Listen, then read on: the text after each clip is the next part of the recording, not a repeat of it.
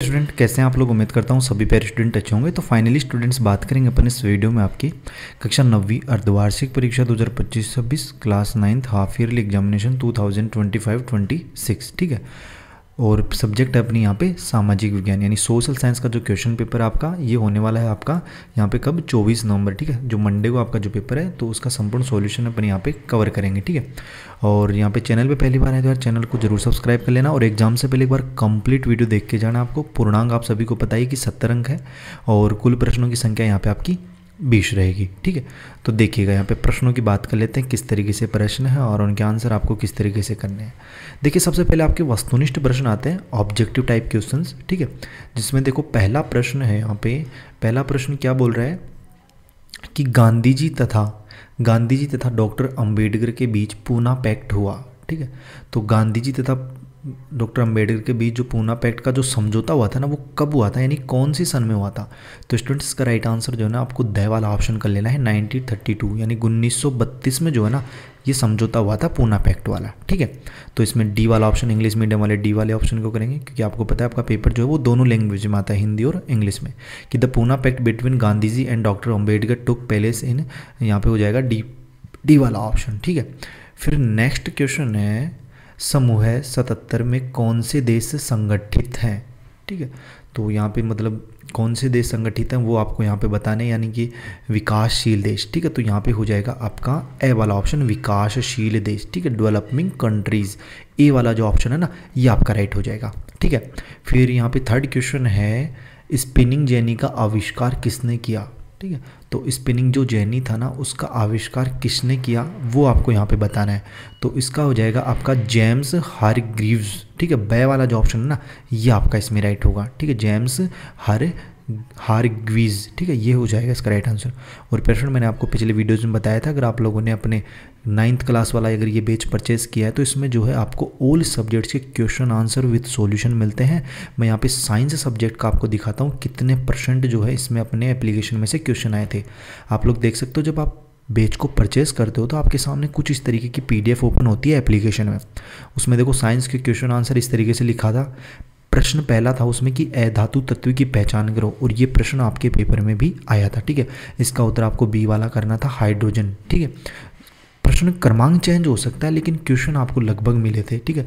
ये क्वेश्चन भी आया था आपका कि निम्नलिखित में से कौन टिंडल प्रभाव को प्रदर्शित करेगा, ठीक है। तो इसमें आपको दूध करना था, ठीक है। बर्फ का गलनांक वाला क्वेश्चन भी आया था, ये शायद आपका फर्स्ट क्वेश्चन था लेकिन यहाँ पे क्वेश्चन क्रमांक चेंज है, ठीक है। तो क्रमांक चेंज जरूर है लेकिन प्रश्न वही है। पोटेशियम वाला भी आया था। बड़े क्वेश्चन भी आपको मैं दिखाता हूँ, यहाँ पे देखो ये प्रश्न पहला हमने लिखा था यहाँ पे आयन को परिभाषित करो, तो ये प्रश्न भी आपके पेपर में आया था, ठीक है। तो अगर आप लोगों ने अभी तक भी उस बैच को प्रश्न देखो, सेकंड परमाणु के 3 है, परमाणु कणों के नाम लिखो, ठीक है, इलेक्ट्रॉन प्रोटॉन न्यूट्रॉन ये आपको उसमें लिखना था, तो ये प्रश्न भी आपके पेपर में था। एक कोशिका के जीवों के 2 उदाहरण लिखो, ठीक है, तो अमीबा पेरामीशियम, ठीक है। प्रश्न 4 भी था आपका। इसमें प्रश्न क्रमांक चेंज है लेकिन आपके पेपर में यही क्वेश्चन थे लगभग, ठीक है। तो यहाँ पे अगर बात करें अपन 70 में से, ठीक है, तो 70 में से लगभग जो है अपना 60+ मार्क्स का क्वेश्चन पेपर जो है वो आपको हम एप्लीकेशन में प्रोवाइड करवा देते हैं, ठीक है, with solution, with answer, question with solution आपको मिलता है इसमें ऑल सब्जेक्ट्स के। तो जल्दी से अगर आप लोगों ने अभी तक परचेज नहीं किया तो SST में अगर आपको अच्छे अंक लाने हैं, टॉपर अगर आपको बनना है क्लास का, तो 299 का ये बैच है, इसे आप लोग जरूर परचेज करें। ये आपको जो है ना प्ले स्टोर पे जाना है, Y2 पॉइंट अपना एप्लीकेशन है उसे सर्च करना है, ठीक है। तो इस एप्लीकेशन में जो है आपको इसको इंस्टॉल करके इसमें जो है ये परचेस कर लेना है, ठीक है। तो यहाँ पे देखो ये और मिल जाएगा, फिर ऑल कोर्सेज वाले में कर लेना, बाय नाउ पे जैसे आप लोग फिर बाय नाउ का ऑप्शन आएगा यहाँ पे, ठीक है। तो ये यहाँ पे देखो बाय नाउ का ऑप्शन आएगा, तो ये ध्यान रखना ऊपर राजस्थान लिखा होना चाहिए, ठीक है। फिर बाय नाउ पे क्लिक करना, ठीक है। फिर से यहाँ पे बाय नाउ का ऑप्शन आएगा, फिर से यहाँ पे देखोगे तो UPI के यहाँ पे पेमेंट, फ़ोन पे वगैरह, पेटीएम, गूगल पे सब के आ जाएंगे ऑप्शन, तो किसी से भी करके और इसको जो आप लोग परचेस कर सकते हो, ठीक है। और 100% मतलब 70 में से 60 अंक के प्रश्न उसमें मिलते हैं आपको, गारंटी है, ठीक है। बाकी देखो यहाँ पे निम्न में से कौन सा रेशा गोल्डन फाइबर कहलाता है वो आपको यहाँ पे बताना है। और विश्व में सर्वप्रथम मुद्रण देश की तकनीक का आविष्कार किस में हुआ, ठीक है, यानी मुद्रण जो तकनीकी थी ना उसका आविष्कार सर्वप्रथम किस देश में हुआ था, ठीक है। तो इसका राइट आंसर आपको ए वाला ऑप्शन कर लेना है, चीन में, ठीक है। कब हुआ था? चीन में। और भोपाल झील का निर्माण कौन सी शताब्दी में करवाया गया, वो आपको यहाँ पे बताना है। तो भोपाल जो झील थी उसका निर्माण जो है 11वीं शताब्दी में हुआ था। सह वाला ऑप्शन आपको इसमें राइट कर लेना है। और जिला परिषद का मुखिया कौन होता है? तो जिला परिषद का मुखिया कौन होता है स्टूडेंट्स, वो यहाँ पे आपको बताना है। तो जिला परिषद का मुखिया जो होता है ना, वो होता है आपका जिला परिषद जिसे अपन बोलते हैं, ठीक है। तो वो हो जाएगा, ठीक है। और यहाँ पे देखना आपका जिला प्रमुख हो जाएगा एक तरीके से। फिर निम्न में से कौन सी खरीफ की फसल नहीं है वो यहाँ पे बताना है, ठीक है। फिर आपके रिक्त स्थान वाले प्रश्न आते हैं। फिर यहाँ पे देखो अति लघुरात्मक प्रश्न आते हैं आपके, ये आपके 1-1 अंक वाले प्रश्न हैं जिनके आंसर आपको 1 से 2 लाइनों में देने होते हैं। जैसे प्रश्न फर्स्ट है इसमें कि कैलीग्राफी क्या है, ठीक है, व्हाट इज़ कैलीग्राफी। तो इसका अगर आंसर अपन देखें तो इसका आंसर जो है ना, तो इसका आंसर देखो यहाँ पे, इसका आंसर हो जाएगा, देखो यहाँ पे लिखो कैलीग्राफी। तो कैलीग्राफी का अर्थ है सुंदर लेखन की कला, ठीक है, सुंदर लेखन की कला। यह वह कला है जिसमें अक्षरों को रचनात्मक तरीके से सुसज्जित और अलंकृत करके लिखा जाता है, ठीक है। और जो अपन वीडियो में क्वेश्चन देख रहे हैं ये वेरी मोस्ट टाइम पे क्वेश्चन हैं। बाकी आप लोगों को मैंने एप्लीकेशन के बारे में बता दिया है। अगर आपको अच्छे अंक लाने हैं तो ये बैच आप लोग जरूर परचेस कर लेना। इसमें आपको ऑल सब्जेक्ट, ठीक है, जो इंग्लिश का पेपर हुआ था उसमें भी अपने लगभग 64 मार्क्स के क्वेश्चन आए थे, ठीक है। विज्ञान में अपने 60 मार्क्स प्लस के हैं। बाकी अदर सब्जेक्ट है ना, उनमें भी आपको इसी तरीके से मिल जाएंगे इसमें, ठीक है। तो ये आप लोग जरूर परचेस करना। बाकी यहाँ पे देखो नेक्स्ट अपन प्रश्न देखते हैं अपना पेपर में। नेक्स्ट प्रश्न है यहाँ पे, एक सेकंड, नेक्स्ट प्रश्न क्या है स्टूडेंट्स है कि भारत में सबसे बड़ी गैस पाइपलाइन कौन सी है, ठीक है। भारत में सबसे बड़ी गैस पाइपलाइन कौन सी है?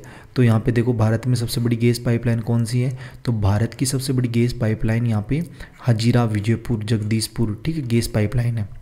फिर अपना नेक्स्ट प्रश्न आता है स्टूडेंट्स, यहाँ पे देखो अपना नेक्स्ट प्रश्न कौन सा आता है, देखना यहाँ पे कि गठबंधन या मोर्चा किसे कहते हैं, गठबंधन या मोर्चा किसे कहते हैं। तो गठबंधन या मोर्चा से तात्पर्य तब होता है जब 2 या 2 से अधिक राजनीतिक दल चुनाव लड़ने या सरकार बनाने के उद्देश्य से एक साथ मिलकर समूह का निर्माण करते हैं, क्योंकि किसी भी एक दल को स्पष्ट बहुमत प्राप्त नहीं होता। फिर अपन नेक्स्ट क्वेश्चन पे चलते हैं। यहाँ पे देखना अपना अगला प्रश्न है कि पारदर्शी प्रक्रिया से क्या आशय है, वो आपको यहाँ पे बताना है। तो इस प्रश्न का आंसर लिखो कि पारदर्शी प्रक्रिया, ठीक है, यानी ट्रांसपेरेंट प्रोसेस जो होती है उससे आशय ये है कि ऐसी प्रणाली से है जहाँ निर्णय लेने की प्रक्रिया खुली, स्पष्ट और जवाबदेह होती है। इसमें नागरिकों को यह जानने का अधिकार होता है कि निर्णय किस आधार पर और कैसे लिया गया है, ठीक है। बाकी नेक्स्ट प्रश्न अपन देखते हैं यहाँ पे, द्वितीय क्षेत्रक से आपका क्या अभिप्राय है, ठीक है। द्वितीय क्षेत्रक से आपका क्या अभिप्राय है वो यहाँ पे बताना है।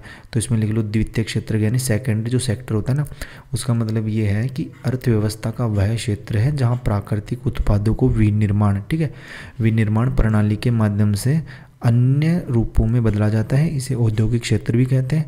उदाहरण के तौर पे कपास से कपड़ा बनाना, गन्ने से चीनी बनाना, ठीक है। फिर अगला प्रश्न आता है आपका यहाँ पे, वाणिज्यिक कृषि के मुख्य लक्षण बताइए। तो यहाँ पे देख लो वाणिज्यिक कृषि के मुख्य लक्षण, इसके मुख्य लक्षण ये होते हैं। पहला तो यहाँ पे लिखो उच्च पैदावार, ठीक है, इसमें अधिक उपज के लिए उच्च पैदावार वाले बीजों का उपयोग होता है, ठीक है। और आधुनिक निवेश यानी कि इसमें रासायनिक उर्वरकों यानी कि कीटनाशक और उन्नत मशीनों का अधिक उपयोग किया जाता है। बाजार उन्मूलन हो गया, ठीक है। फिर आगे के प्रश्न है वो भी आप लोग यहाँ पे देख सकते हो, तो वीडियो को पॉज कर लीजिए और इन प्रश्नों को भी आप लोग पढ़ सकते हैं। बाकी कुछ क्वेश्चन और है जो अपन नेक्स्ट वीडियो में कवर करेंगे। और एप्लीकेशन के बारे में मैंने आपको बता दिया है, जरूर परचेस करना। ओनली फॉर 299 का है, बहुत छोटा अमाउंट है। अगर आप लोग ऐसे ही सोचोगे तो फिर सोचते रह जाना, ऐसे एग्जाम निकल जाएगी। अगर क्लास में अच्छे मार्क्स लाने हैं, अच्छे आपको अंक प्राप्त करने हैं तो इसे जरूर परचेस कीजिएगा। बाकी आपके ऊपर डिपेंड है। बाकी चैनल को सब्सक्राइब नहीं किया, चैनल को जरूर सब्सक्राइब करें। बेल का जो नोटिफिकेशन उस पर ऑल पे सेट कर लेना, ताकि जैसे नेक्स्ट वीडियोज़ अपलोड होंगे ना आपके अदर सब्जेक्ट्स के, तो उनके नोटिफिकेशन आप तक पहुँच पाए। बाकी अपन मिलते हैं जल्दी नेक्स्ट वीडियोज़ में होश जोश के साथ। तब तक सभी पैर स्टूडेंटों को बाय, धन्यवाद, टेक केयर स्टूडेंट्स, मिलते हैं जल्दी।